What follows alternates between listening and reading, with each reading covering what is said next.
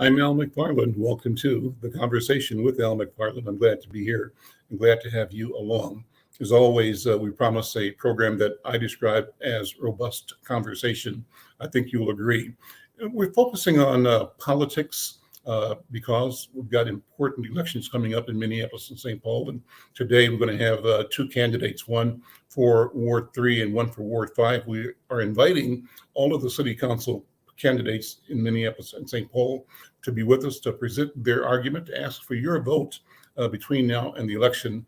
And today, we are fortunate to have Troy Barksdale, the candidate in Ward 3, and the candidate in Ward 5. And I've just lost my notes here. Hold on a second.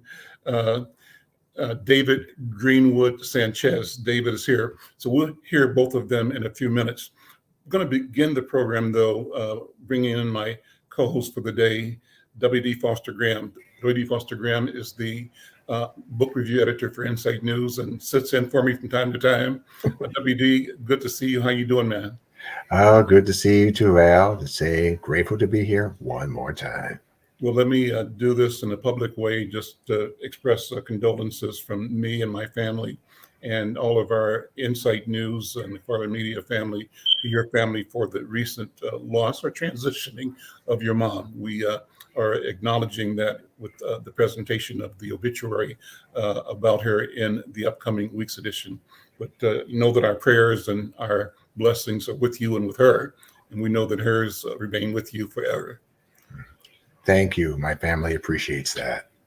Let's go to our first guest today. I am so excited to get to learn about and talk about the Black futurism. I guess I'm not sure if that's the right word for it, but let me share this information about our first guest, LaToya Hankins. She's in Durham, North Carolina. She's a content producer for my notes around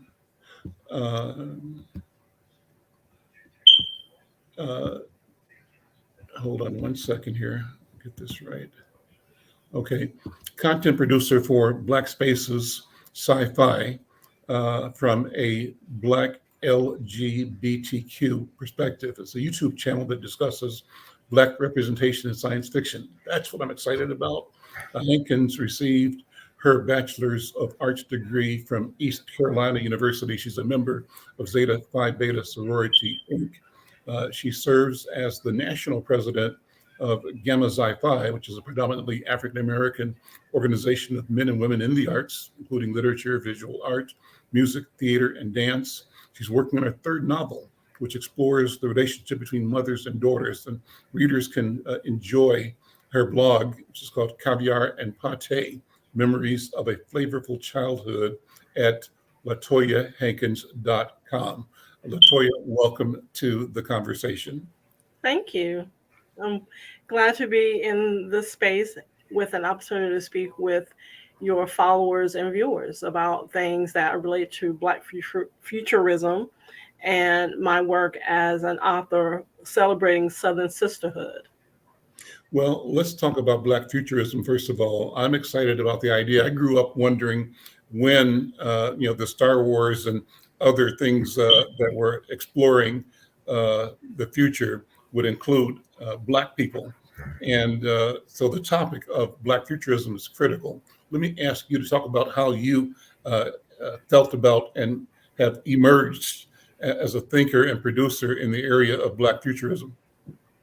Well, I think one thing that's interesting that you mentioned is that we of a certain generation were exposed to science fiction more so where you have the Star Trek versus Star Wars dichotomy. One thing I found was really interesting was there is an exhibit about Afrofuturism at the National African American Museum in DC. And African American or Afrofuturism actually dates back to the early 20th century, where W.E.B. Du Bois wrote a short story that dealt with imagining a world in the future where African Americans were part of it. And I always say, just like everything else in America, we as African Americans have been part of the Afrofuturism science fiction movement. We have gone to the stars both literally and figuratively. The exhibit addresses the astronauts who have actually went to that place beyond the stars, as well as the fictional representation. You know, we all remember Lieutenant Uhura from the original Star Trek, and we Hmm. all remember Lando Calrissian in the Star Wars movies. Yep. You know, as Mhm. time has gone on, you know, it's expanded into literature. You know, Octavia Butler was telling us what was going on now in her novels that she wrote, Parable of the Sower. So we've always been a part of the Afrofuturism movement, or the futurism movement, as it would be. I came to it because I'm a connoisseur of literature and film. I'm more of a Star Trek girl versus Star Wars, you know, but I can appreciate both of them. You know, my Disney Plus membership, you know, I make a point whenever they have a new incarnation, I'm there. And so I got into it. I was invited by Dr. Todd Shaw, who is a professor at University of South Carolina, Columbia, who was launching this initiative just for Black people to get together and talk about science fiction from a unique perspective. You know, Hmm. we look at films such as Dune, discuss the recent Star Wars trilogies and spin-offs on Disney Plus. We've also delved more so into the horror aspect. You know, this is October, 'tis the season. So we've also looked at how Blacks have been portrayed in horror. You know, we have the vampire, we have the recent movies that's been on Hulu. And so we realize that we are here, we will be there in the future, whatever the future looks like. What do you see us creating uh, uh, as the look of the future? Where do you see it going, and where do you see it going with us at the helm of our ship? And I'm saying that meaning I believe the ship that we're at the helm of is a ship of humanity. And I Right. think that we are synonymous or foundational to humanity itself. So, what do you think that is going to look like in the future? Future being, 300, 500,000 years. I think that just as we have advanced in so many ways that, you know, we couldn't imagine, I feel that we will continue to build societies which are by nature more affirming, more welcoming. I think that the world that we saw in the Black Panther movies, Wakanda, I would hesitate to say that's not beyond reality. You know, we will not, I would not discount that we will get to a point where we can do major surgery with nanobites, and that Mm. someone who could have a spine injury could be able to walk in less than a day or so.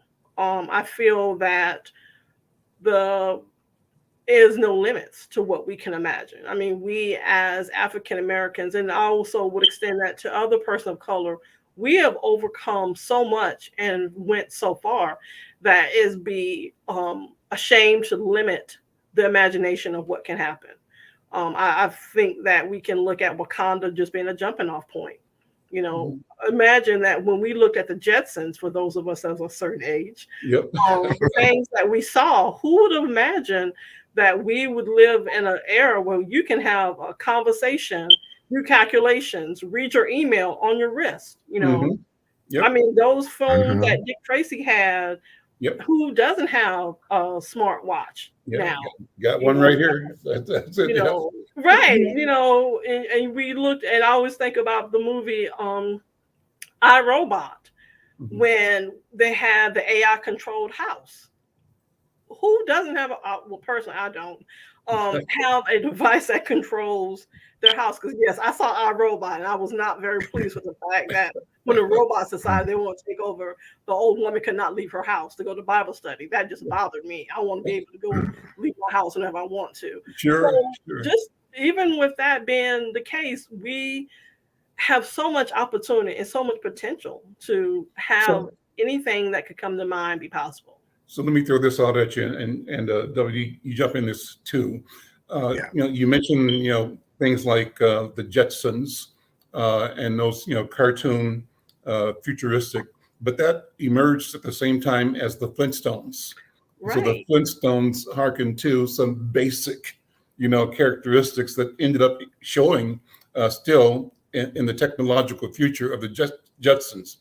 That being the case, if it is the case, I'm imagining that what we're going to produce will reach back into the Metu Neter, ancient Egyptian civilization, an Africana way of knowing, an analysis of existence itself that places us at the center of and as the gateway to creation, and that in going back to the very beginning of creation, we then are able to describe futures that, in a sense, always existed as seeds and potential in the original creation. Am I making sense? Does that Yes. resonate with you in any way? Yes. I totally agree. I think that the way forward is always by looking and harkening to the past. History always reinvents itself in different ways. So I do think that the ideas that you're proposing is something that we could find to be the new reality. Give us enough time and we would go back to what worked before and modify it so it works again. Let's have you read some of your work. You got a piece that you want to share with us? Yes. Before you do, WD, questions, comments? I do have a question about SBF seeking, because one thing resonated with me was this, because in the books you feature membership in historically Black fraternal organizations, the sororities and HBCUs, and sisterhood, and that's touchbeat. So why was that important for you? It is important to me because I am a member of what is considered to be one of the Divine Nine organizations, which is the historically Black Greek letter organization. I'm a member of Zeta Phi Beta Sorority Incorporated. This being 2023, I've celebrated 32 years of membership. I am active in my graduate chapter, and I have the unique ability to see both sides of the coin. While most people will see sorority membership as being just something you do in college or something you do just for the friendship aspect, we are of service in the community. And by we, I mean not only the Zetas, but other members of the organizations, which are service organizations first and foremost.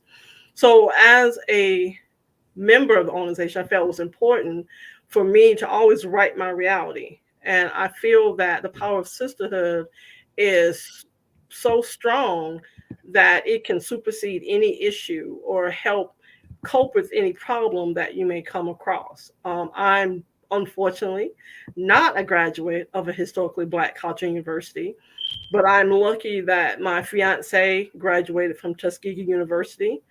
My mother graduated from University of District of Columbia, and I have several family members who graduated from North Carolina A&T. I know firsthand the power of HBCUs. I also know that, like a lot of things in our community, it doesn't get a fair representation, it doesn't get a fair shake.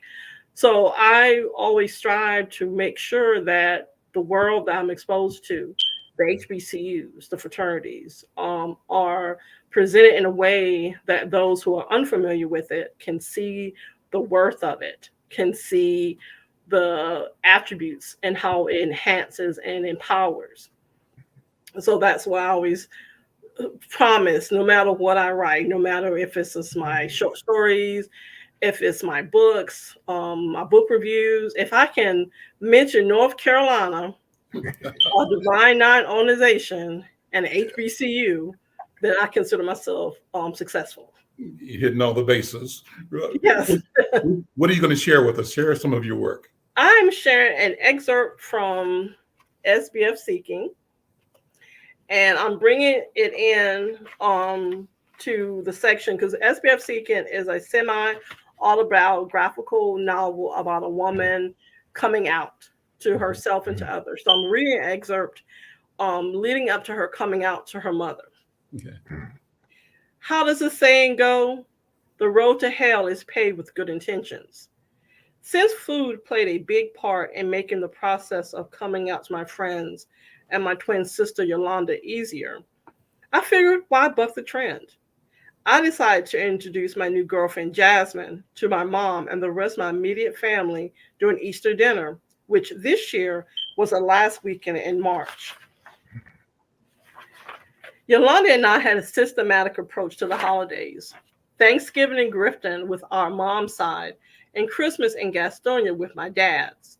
We Mhm. flipped the schedule yearly.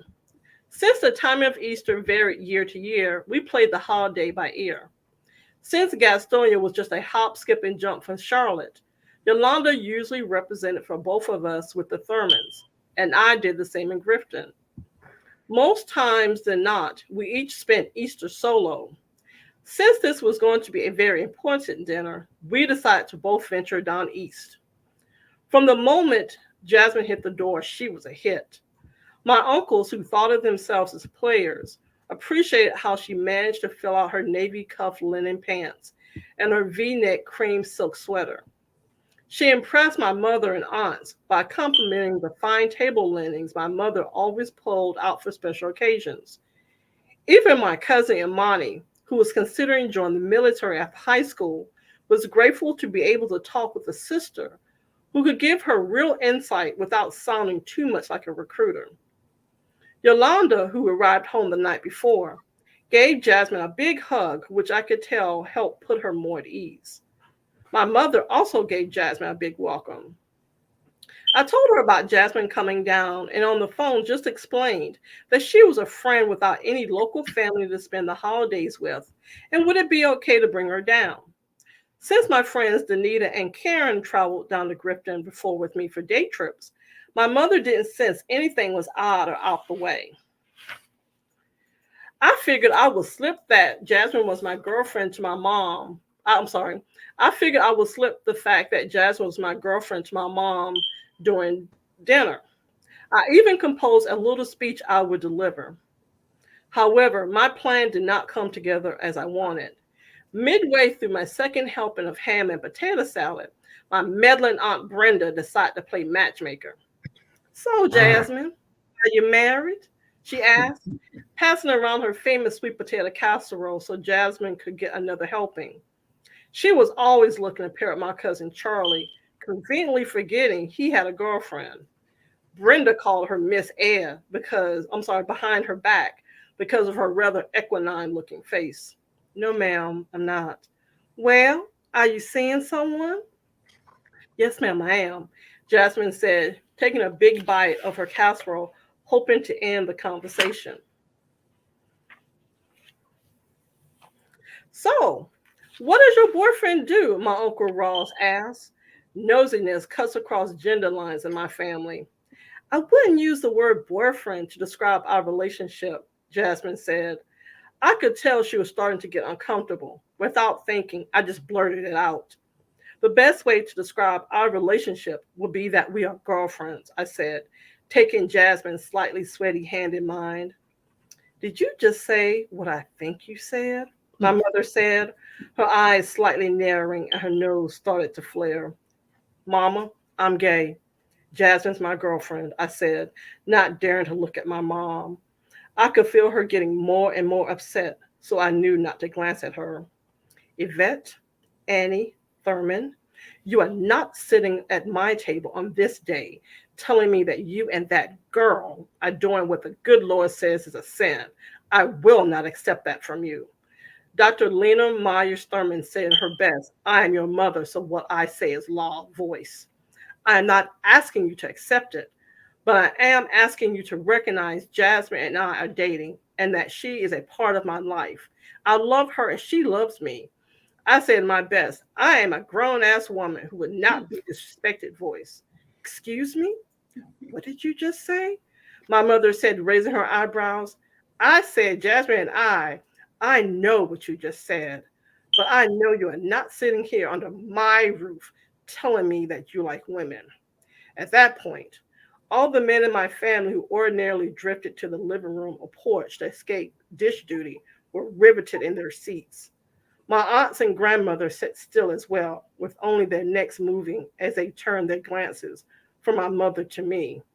Yolanda, sitting between my mother and me, looked increasingly nervous as my mother's eyes flashed bolts of fire. I had always been the good daughter who never did anything to cause my mom to raise her voice. Neither one of us, Yo or me, were used to seeing my mother's ire directed at me.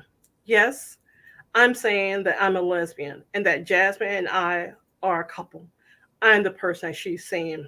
Well, in that case, you and your friend are no longer welcome in my house or at my table, my mother said, pushing her chair back and standing up. Well, Mm. And that's the excerpt. and it gets deep from there, right? Yes, it gets deeper from there. Oh, that's so wonderful. That's so good. So you said semi-autobiographical. What do you mean? It is based that I came out to my mom during a holiday dinner. It was not Easter. It was actually post Christmas dinner. Mm-hmm. And my mother's reaction was not as measured as that. But that was over like close to 3 decades ago. Mm-hmm. And so SBF Seeking is basically about a young woman coming to grips with her sexuality, being supported by her friends, and finding her first love and reconciling her new identity with the identity that she'd always had, which was as a member of a Divine Nine sorority, as friends to those who had attended HBCUs. And all the action takes place in North Carolina. It takes place in small towns like Grifton and Cherryville. It also incorporates the CIAA, which is a national athletic conference made primarily of historically Black college and university. It actually covers all of the sports, but most people associate the CIAA with the basketball. Mm-hmm. And so in my book, I also just want to make a point that I'm from a small town. While I call Durham home now, my hometown is actually in the southeastern part of North Carolina in Brunswick County, which is a mostly rural fishing area. Mm-hmm. So I always want to make sure that we have the opportunity in terms of those of us that grew up in small towns are represented. Not the Twin Cities. Mm-hmm. Well, we all don't live in a big city. Some of us live in smaller communities, but we still have the same issues. And so what I like to do is sort of incorporate threads from my life to weave a tapestry that other people can enjoy and find some enjoyment in, and hopefully for those that are going through the struggle similar to what I went through, some encouragement that yes, you can get through to the other side. It may be a little bit sticky, but you can make it, just as long as you have people in your corner that love and respect you, and most importantly that you can love and respect yourself. You have to live for yourself and not up to the expectation of others.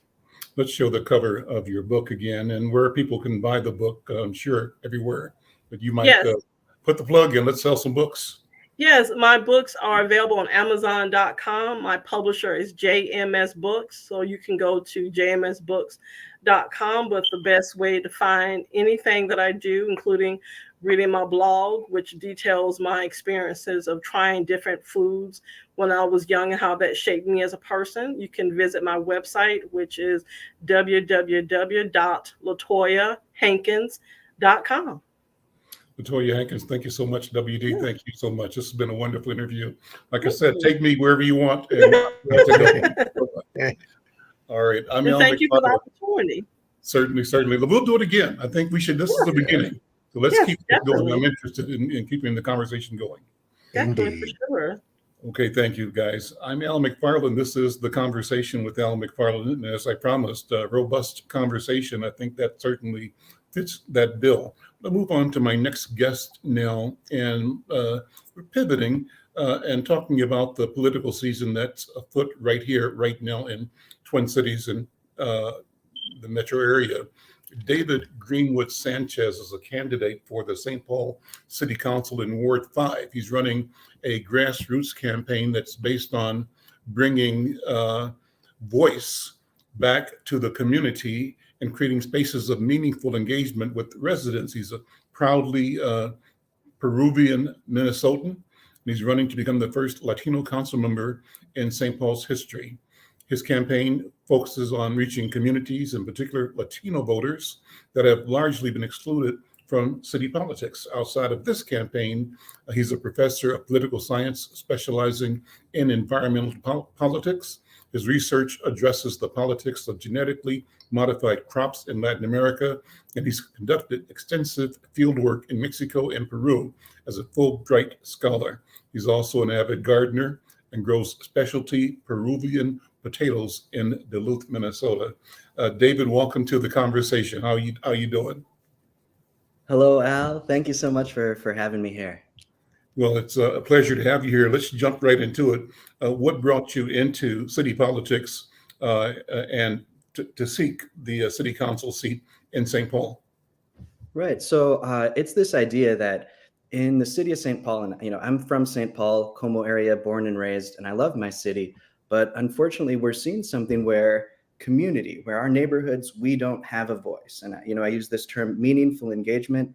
It's something that people feel not just in my community of Como, but all across the city, where neighborhoods, communities, you speak your mind, you try and get your voice incorporated, but it's really it's become this check mark, this box that the city ticks and says, all right, we've reached out to the community and we've gotten your input, and we're going ahead with this project. And so we've seen this in so many different areas. I experienced it myself. To answer your question about how I got into this, about 4 years ago, in the Como neighborhood, we had a historic church building called the St. Andrew's Church. And I'm not religious, but it was really an incredible building that had a lot of historic value to it, architectural value, and most importantly, it was a space of meaning for the community. It was really something that tied us together.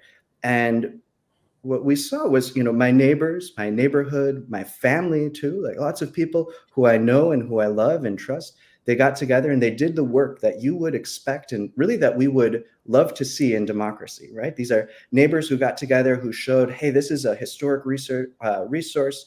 This was designed by our city's first architect, Charles Hausler, who has these buildings on the National Registry of Historic Places. Mm-hmm. They got it registered, did all the things. And then what did we see? This box ticking. It wasn't real engagement. And really the thing that hurt the most was that by the time the community was really brought in, that project had already been, the forces were already there. It was going to go through no matter what. And we see this all over. I think people have experienced similar things with the trash debate across the city. They've seen similar things with rent stabilization, where the city goes after the vote and changes it around to something different.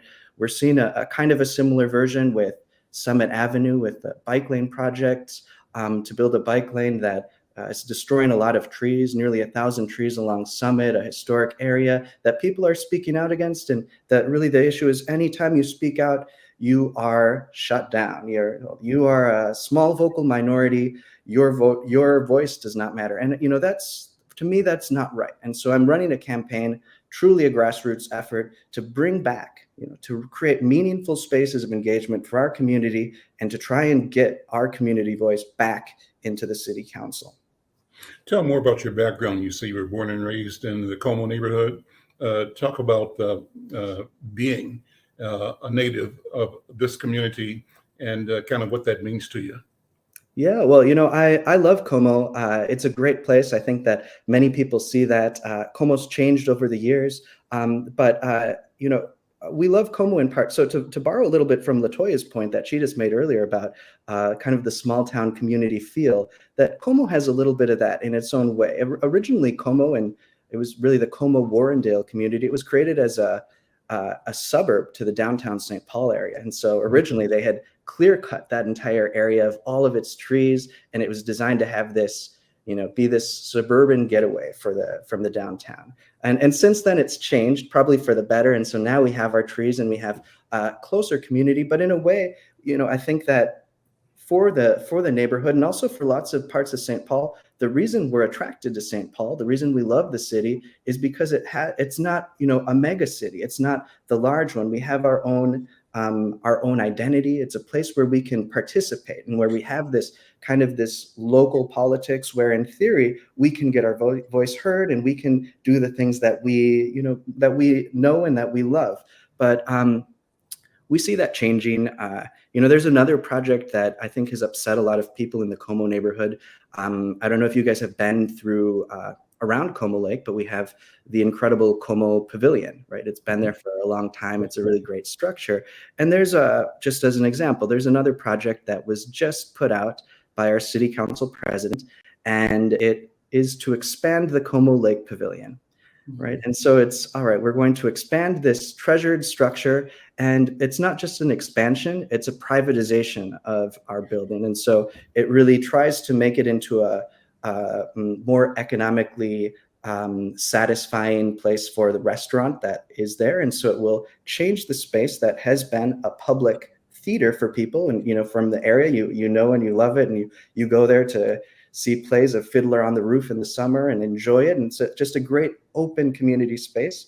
The project proposal is to transform that and to create a glass wall where that currently is open towards the lake, and to put the restaurant there, and then to move the public seating and to reduce it to about a third of what it has been. And so people look at that when you're from Como or really anywhere in my ward, in Ward 5, and you say, why are we doing that? Where does the need come from? This is a project that it's not coming from the people. The community isn't asking to build a better restaurant. Nobody's doing that. We want our spaces to be public and to be for the people. And so there's that component. And then there's also restaurant there. That's where Black Bear Restaurant was, right? At one point in time. Yeah, it had originally been a native-owned business. It was Black Bear Crossing, and that's another example as well, which is our city council president illegally broke the contract with the owner of that, and so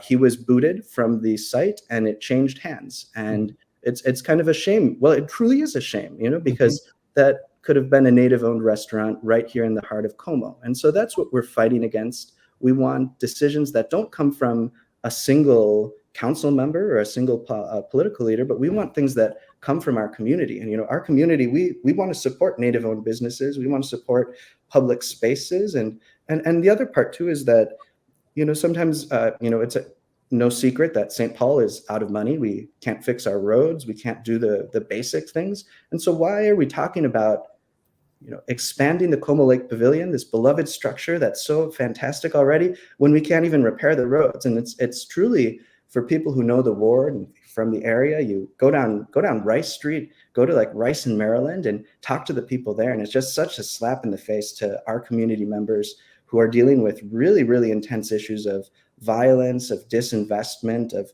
lack of really investment in communities and youth organizations. And so the idea that we need to spend our limited money while we're, on top of it, we're taxing people out of their homes. There's a 15% property tax increase this year, but we need to spend our limited resources in order to do this thing that nobody wants, to privatize our public resources. And so that's what I'm fighting against. And that's why, to be honest, I've got a lot more support than I should. This is a true grassroots effort, and people are, they're here to help. They want to bring our city politics back to the people. And again, we want to have Como and have really our entire city return to this idea where we have open spaces of local government, where people can have their voice heard, where you can call into your council member and they'll take your call, where they'll go and they'll respond to you. And that's really, again, that's what's at the heart of what makes St. Paul great. And so we want to get back to that. We reached out to Wah Jung Kim, Nate Nins, and Pam Tollefson to invite them to be here. They are all competing with you for election to the Ward 5 seat, and we did not hear from them. If we do before the election, we certainly will bring them on. But differentiate yourself from those candidates. Well, so one, I'm a professor of political science. I live and breathe policy. I have for my entire life. I'm from the area. I'm from Como, born and raised. I also have a foot in the door in other communities. And so it's not just one, but I'm Peruvian Minnesotan and very proud to do that, to be Peruvian Minnesotan. I've lived a good deal of my life as well in Peru, in Lima, and I've also spent a lot of time working in Mexico. And so one of the things that that I offer that no one else does, in addition to being a true independent voice and offering this connection to our community, is to reach out to some of our underserved populations. And I use the Latino community as my example, but it's more than just the Latino community. It's really so many people. But I campaign with my mom in Spanish on the East Side. That's something that nobody else has done. I have signs. I think they're the first signs that we've ever had in the city of St. Paul that are Spanish. And they're designed to get our community back into politics. St. Paul has done historically a very terrible job of reaching out to our underserved communities and some of our communities that are really growing. They ought to take note of it and say, hey, the Latino community is growing faster than any other demographic group that we have in the country, and certainly in Minnesota as well. And so we ought to have those connections. But you go and you talk to people and you hear it. That's why I got signs all over, is that people are just excited to have someone who goes and takes the time to say hello, to stop by their place. Most people tell me, nobody's ever canvassed in Spanish before, but beyond that, most people who I talk to, especially when I get anywhere east of Dale and east of Rice, certainly, they say, we don't have politicians who come here. Nobody comes and talks to us. Like, this is the first time we've ever spoken with a political candidate. And, so that means something. That's a different form of engagement. And I think too, again, that's why I'm such a proponent of, this idea that we need to move outside of the political structure that we have at the moment, which is, a city that's dominated by one single party. Every single council member and the mayor, right now, they belong to the same political party. And, there's a certain technology that comes with that, right? You have these very sophisticated voter lists, and they tell you exactly who to go to. And the campaigning style that our city uses and that most candidates are using, including the St. Paul DFL endorsed candidate who I'm up against, they don't go door to door. They go to select voters. And when you do that, you end up with voters who fall through the cracks. So just about all of our Latino voters, all of our Latino residents, they won't appear on those lists. And then so many of our voters on the East Side as well, who historically, you can look at the voting records by precinct, and they're pretty low. So the voting records, they'll say on some of our precincts and the eastern side of the ward, it's about 15, 16, 17% of registered voters who will turn out on election day to vote, probably even less this year with an off-year election. And so the calculus that parties make then is, don't go there. It's not worth it. Spend your time in Como, the wealthier neighborhood, the wealthier area, because that's where people vote. And you can understand the logic to that. But at the same time, what does that create? It creates this cycle where so many people just feel like they're not a part of something. They're not a part of the city of St. Paul.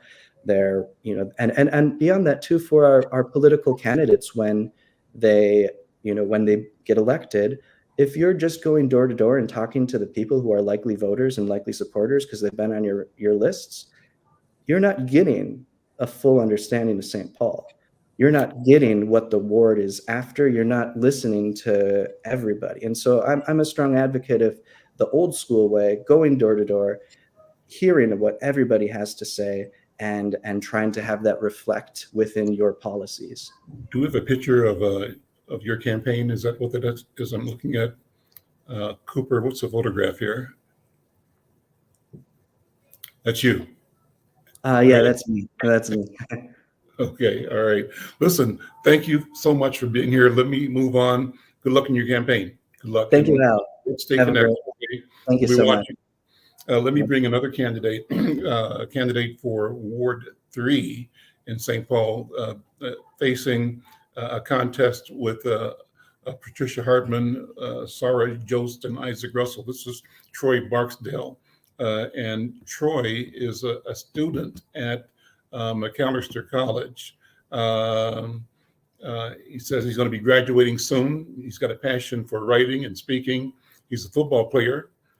His grandfather, he says, lives in Northfield, and he spent his summers visiting him there.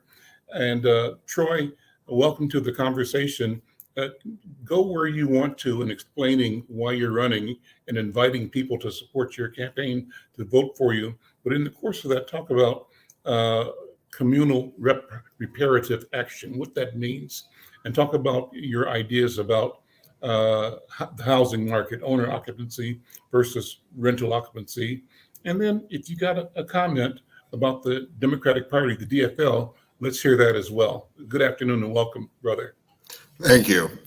I'm here for similar reasons that David is. I liked a lot of what David actually had to say. And I'll say, David, if you're still listening, I hope that we could serve together on the council, because I think that we're on similar wavelengths. I too am running on a nonpartisan platform. It is my belief that partisanship inhibits the best possible policy that one can put together. And to that end, I might not go exactly in the order, Al, that you talked about. No, you don't have to. Go ahead. Just go. But I think I'll actually start from 3 there with the DFL. It is my belief that the DFL in our city has failed to live up to a lot of its stated progressive values. For me, this starts with a lack of police accountability. There's been a lot of focus nationally on the other side of the river in Minneapolis, and deservedly so, but there are situations, there are issues here in the city of St. Paul that have to be addressed in terms of police accountability. There have been 2 multi-million-dollar settlements this year from wrongful deaths of young Black men in the 2010s. One from 2015, that was Mr. Marcus Golden, and then one from 2017, that was Mr. Cordell Handy. And those are really heavy on me. You know, I'm a young Black man myself, and those young men were killed at ages only a few years older than I am now. And to see in the response to the settlements from the council to not take it as an opportunity to try to improve internal policies within the police, or to at least make statements looking to have some communal reparative statements that would heal the trauma from those families who have suffered the murder of their loved ones. That's the bare minimum, and they even failed to do that. In the mayor's statement from the Cordell Handy case, the mayor talked and said in the same statement where he gave condolences to the family of Mr. Handy, he said that he didn't understand the decision and why it was made. And that's really disheartening to hear. Really, he didn't understand the decision to grant them a settlement. A settlement. Okay. Correct. Yeah. Thank you for the added context, Al. Yes, this was a federally, this was a decision made at the federal level from a federal judge. And in response to that decision is when the Mayor Melvin Carter, made that statement where he said he wasn't understanding why the decision had come to pass. That accountability is paramount if we want communities to trust our public safety. And, you know, to that end, like I said, reparative action, I think starts with accountability, but then in the tangibles, you need to have owner occupancy, which is why I put those 2 in the topics, because those 2 are tied together. Owner occupancy is tied to the creation of generational wealth. And in the city of St. Paul, we have a 50-50 split between rental occupants and owner occupants. And we know that within Black communities, in minority communities, and poor communities, the split is even worse between rental occupants and owner occupants. And so, you know, the city recently passed its changes to the zoning laws as a means of increasing density. And I understand the intent behind that, but my fear is that these considerations haven't been made with the idea of elevating people through the rental market and into those starter homes that they can afford or potentially afford. I'm looking to rehab vacancies if I were to be elected. As David said, we really don't have a whole lot of money in our budget, and I agree. Our budget is very strained. It needs a lot of reallocations. For this vacancy project that I have in mind, I'd like to sell GO bonds, general obligation bonds, to raise that money, as it directly asks the citizens of St. Paul, the residents of St. Paul, to be invested in the appreciation of other communities in the city of the whole. And yeah, I want to safeguard those vacancies to defend against gentrification, as I'm looking to defend those vacancies from being bought up and turned into condominiums, which are unaffordable and do not ultimately lead to what I would call sustainable ownership, right? Long-term ownership, which is integral to a community. And so beyond that, when talking about the reallocations in the budget and talking about police accountability, I've noticed that we are spending close to $55 million in our budget on police patrolling, as compared to some other things in our budget, such as juvenile and criminal mental health, which is we are spending pennies on the dollar. When I checked the budget, I believe the figure I saw was $150,000. And that's an incredible disparity.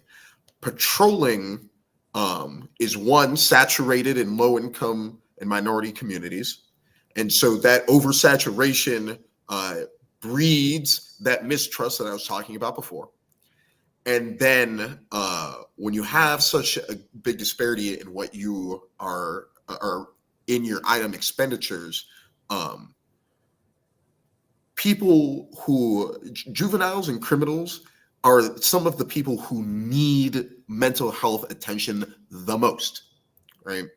When trying to think about not having repeat offenders, trying to make sure that people are actually getting rehabilitated, which should be the goal, we have to prioritize and emphasize making sure that those people who need it get the best mental health accommodations. And that's just not happening within our current budget.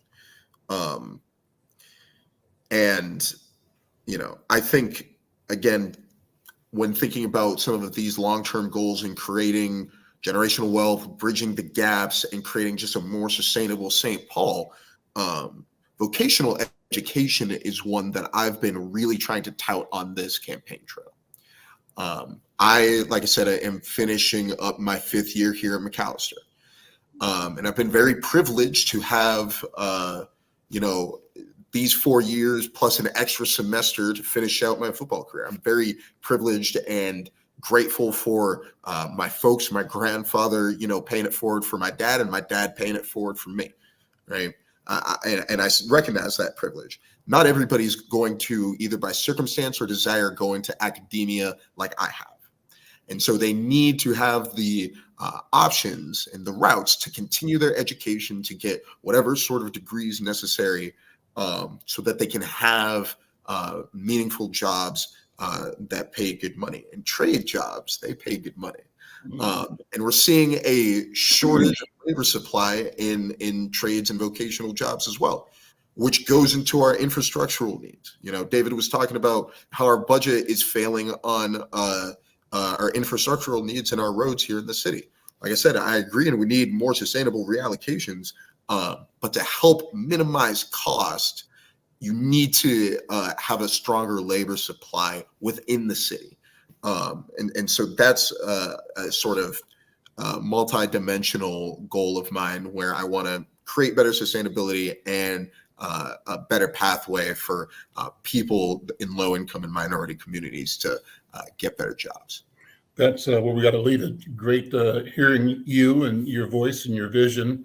Good luck in your campaign. We'll be following you, and let's see what happens. Well, thank you for having me. Thank you, Troy. I'm Al McFarlane. This is the Conversation with Al McFarlane. We're going to close the program out.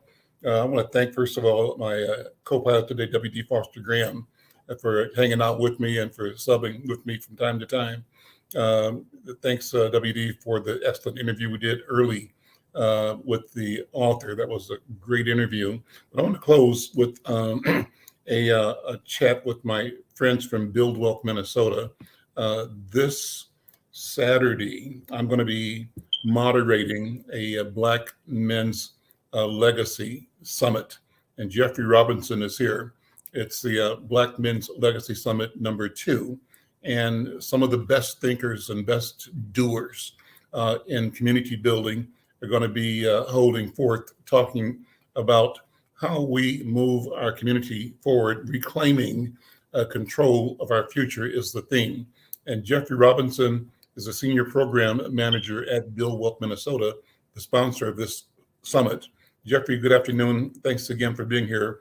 We've been wanting to make sure that every day this week we had you or one of your colleagues on to invite the community to show up and to learn about how we can vanquish any excuses that we bring and hold that keep us from being our best selves. So if you would, take a minute just to talk about why this is so important and invite people to show up Saturday. Wow. Why this is so important. I could easily go into a whole litany of things as it relates to what we're seeking to accomplish from the event. But from a personal standpoint, Al, wow. My grandfather taught me everything I need to know about credit. When I was about 10 years old, he used to say a Black man's credit card is cash. And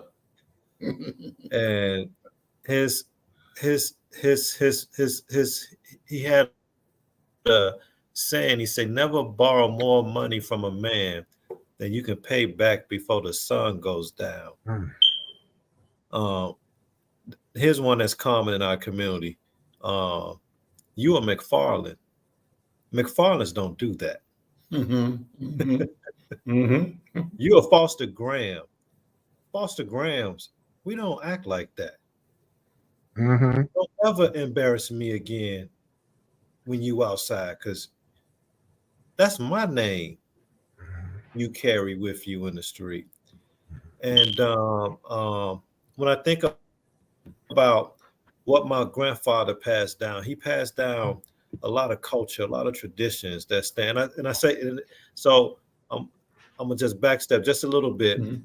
He taught me everything I need to know about credit cards and how to handle credit cards. Never borrow more money from a man than you can pay back before the sun go down. Never use more credit on a credit card than you can pay back before you get back to your house. You want to keep from going into debt, use your credit like it's cash. If it's not in the account, you can't have it. And you're never going debt again. I didn't realize how powerful what he taught me was until maybe 2-3 years ago. Maybe 2-3 years ago.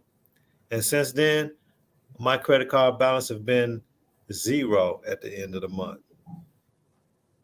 Because I never pay. If I use it today, I pay it off tomorrow.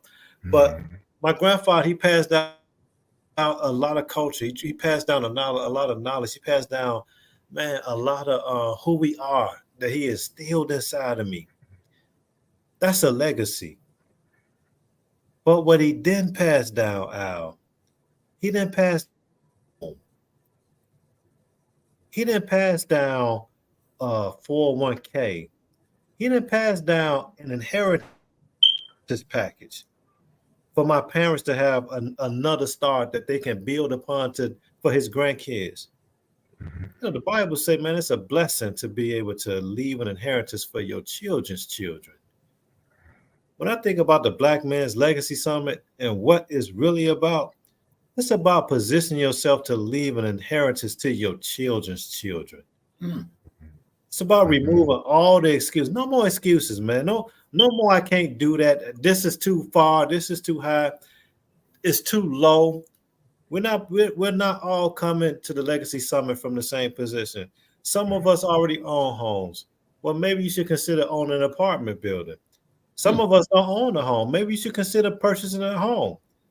Maybe a single family doesn't work out for you and your family. Maybe what you might just need is a duplex to have a renter over there to help you pay the mortgage off. Mhm. Maybe some of us need to talk to someone about our taxes.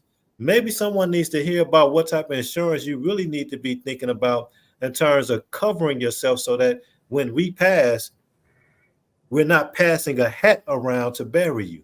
Mhm. You know what Mhm. I mean? Literally a hat Mhm. around the room. And you pull out what you have in your pocket because Uncle so-and-so didn't have an insurance policy when he died. Hmm. Or we don't have to arm up and get lawyers to divide the inheritance that my family did leave. Mhm. You know, and so like when we think about the Legacy Summit, man, and it's not just about financial wealth, because if there's a spiritual element that's inside of us, I call it God. You call it what you want. But there's a spiritual element that's inside of us that's guiding us morally and culturally from a standpoint of what's right, what's wrong, what we should do, what we shouldn't do, what's good, what's bad. That if we're not connected back to that and let that be our guide, then the rest of this makes no sense at all. So when you think about the Black Men's Legacy Summit, we're thinking about getting people there specifically to be connected back to a plan to leave a legacy for their families. Make the invitation. And the invitation, and hey, it's a call. You need to be there. Brothers, y'all need to be there on Saturday, this Saturday, from 10 a.m. to 4 p.m. We're going to open it up at 9:30 with a light breakfast and sign in and check in. We have T-shirts to give out at the door. We do have a couple of prizes that we're going to be giving out throughout the event itself. But one thing is going to be here locally, right here in North Minneapolis on Penn, on the corner of Penn and Plymouth, and the Regional Acceleration Center. That's 1256 Penn Avenue North on the fifth floor. On the fifth floor. So please come out Saturday, October 28th from 10 a.m. to 4 p.m. This Saturday, 1256 Penn Avenue North, Minneapolis, Minnesota. If you have any questions, give us a call at 612-871-9000. Jeffrey, thank you. We'll have somebody on tomorrow too. This is an important work, and we're going to make it happen. I'm Al McFarlane. This is The Conversation. I'm going to close in just a second. But first, a message. Are you or someone you know recovering financially from the COVID-19 pandemic, the lockdown, or any other reason? If so, help is available. Findhelp.org is a site to find a wide range of resources, including food, medical care, and more. The best part is based on your zip code. Visit findhelp.org, enter your zip code and the service you need. You'll get a map directing you to the organizations that can help you. Help is waiting at findhelp.org. If you need help starting anew, findhelp.org is the site for you.